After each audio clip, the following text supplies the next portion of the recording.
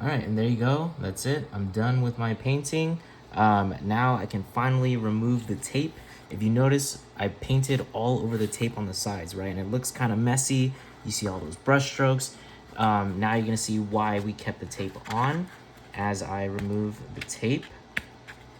So in this class, you're not gonna have, we're not necessarily gonna have picture frames for each of your images. So in order to still have a nice border around your picture, your painting, we have this tape here that blocks the paint from actually getting to your paper. All right, so as I peel off the tape, you see this nice crisp line start to be revealed, right? So this is what it was before, and now I have the tape here, okay? Yes, you could like paint all the way to the edge here, but without a frame for your painting, it does sometimes look worse. Sometimes it looks better to not have the tape, but I find that for the most part, it's always nice. It's usually nice to have some sort of frame around your painting. Pull slowly. Notice here it's pulling it a bit, but you can't really even see it on the paper. You can if you look up close, and if you notice it happening and it's going really deep, start to pull your tape away very slowly from towards the edge. Okay, so that way the tear starts to move that way and then off the paper, okay? Again, move very slowly. If you do it too quick, you could just actually tear through your paper. Tape is still tape, right? And it's sticky for a reason. Okay, so go ahead and take off that tape.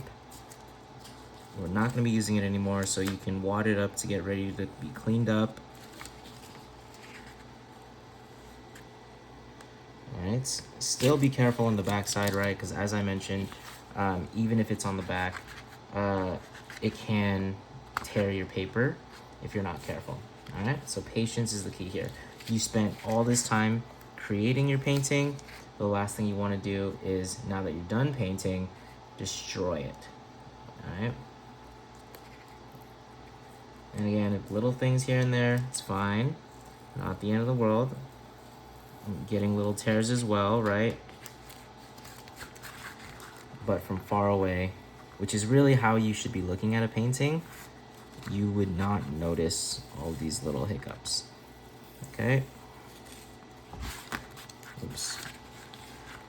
Slowly, okay. And then last piece of tape.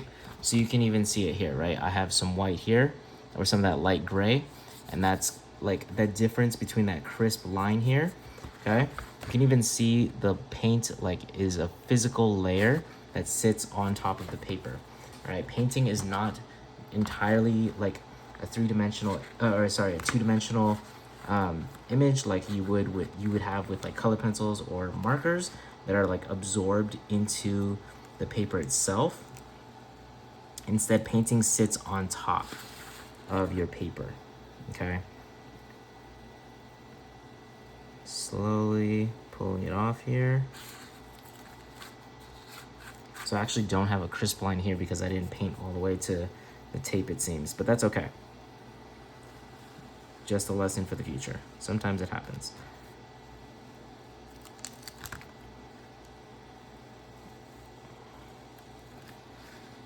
And there you go.